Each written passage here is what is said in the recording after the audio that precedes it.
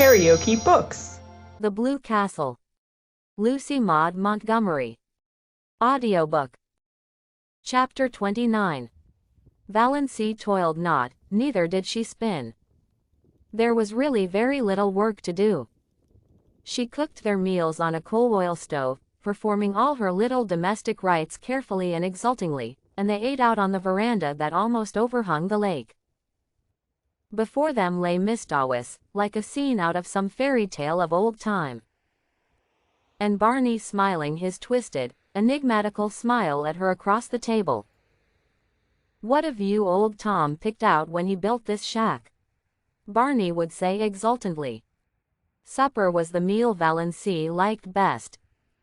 The faint laughter of winds was always about them, and the colors of Mistawis, imperial and spiritual, under the changing clouds, were something that cannot be expressed in mere words.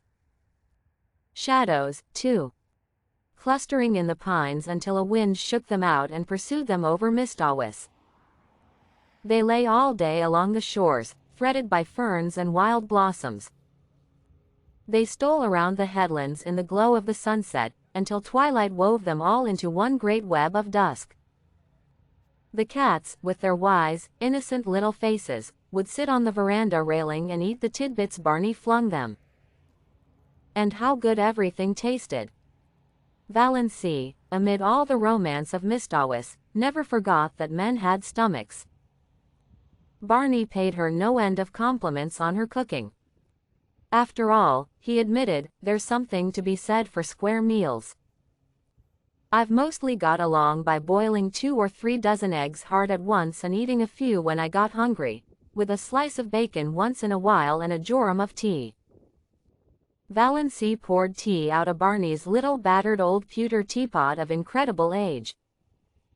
She had not even a set of dishes, only Barney's mismatched chipped bits, and a dear, big, pobby old jug of robin's egg blue. After the meal was over they would sit there and talk for hours, or sit and say nothing, in all the languages of the world, Barney pulling away at his pipe, Valency dreaming idly and deliciously, gazing at the far-off hills beyond Mistawis where the spires of firs came out against the sunset. The moonlight would begin to silver the Mistawis dusk. Bats would begin to swoop darkly against the pale, western gold. The little waterfall that came down on the high bank not far away would, by some whim of the wildwood gods, begin to look like a wonderful white woman beckoning through the spicy, fragrant evergreens. And Leander would begin to chuckle diabolically on the mainland shore. How sweet it was to sit there and do nothing in the beautiful silence, with Barney at the other side of the table, smoking. There were plenty of other islands in sight, though none were near enough to be troublesome as neighbors. There was one little group of islets far off to the west which they called the Fortunate Isles. At sunrise they looked like a cluster of emeralds, at sunset like a cluster of amethysts. They were too small for houses, but the lights on the larger islands would bloom out all over the lake, and bonfires would be lighted on their shores, streaming up into the wood shadows and throwing great, blood-red ribbons over the waters. Music would drift to them alluringly from boats here and there, or from the verandas on the big house of the millionaire on the biggest island. "Would you like a house like that, Moonlight?" Barney asked once, waving his hand at it. He had taken to calling her Moonlight, and Valency loved it. "No," said Valency, who had once dreamed of a mountain castle 10 times the size of the rich man's cottage, and now pitied the poor inhabitants of palaces. "No. It's too elegant. I would have to carry it with me everywhere I went. On my back like a snail. It would own me, possess me, body and soul. I like a house I can love and cuddle and boss. Just like ours here. I don't envy Hamilton Gassard, the finest summer residence in Canada. It is magnificent, but it isn't my blue castle." Away down at the far end of the lake they got every night a glimpse of a big, continental train rushing through a clearing. Valency liked to watch its lighted windows flash by and wonder who was on it and what hopes and fears it carried. She also amused herself by picturing Barney and herself going to the dances and dinners in the houses on the islands, but she did not want to go in reality.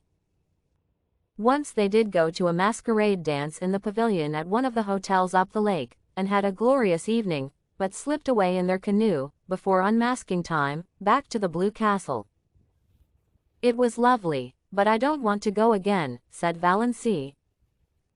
So many hours a day Barney shut himself up in Bluebeard's chamber. Valancy never saw the inside of it. From the smells that filtered through at times she concluded he must be conducting chemical experiments, or counterfeiting money. Valancy supposed there must be smelly processes in making counterfeit money. But she did not trouble herself about it.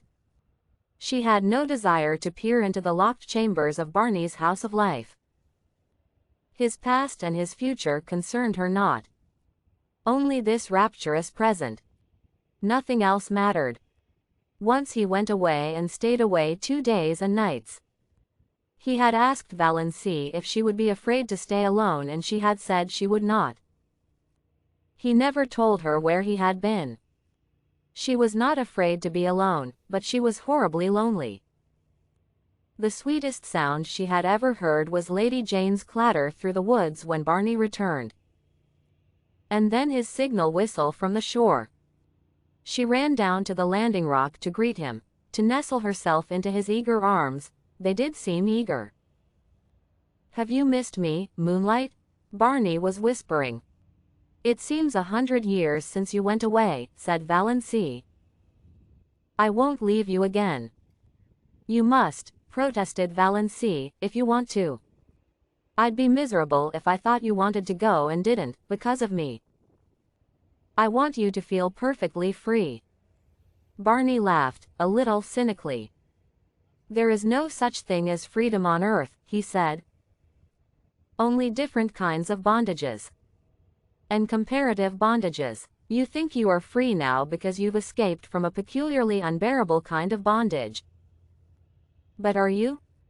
You love me, that's a bondage. Who said or wrote that the prison unto which we doom ourselves no prison is?" asked Valancy dreamily, clinging to his arm as they climbed up the rock steps. "Ah, now you have it," said Barney. "That's all the freedom we can hope for, the freedom to choose our prison." But, Moonlight, he stopped at the door of the Blue Castle and looked about him, at the glorious lake, the great, shadowy woods, the bonfires, the twinkling lights. "Moonlight, I'm glad to be home again. When I came down through the woods and saw my home lights, mine, gleaming out under the old pines, something I'd never seen before, oh, girl, I was glad, glad."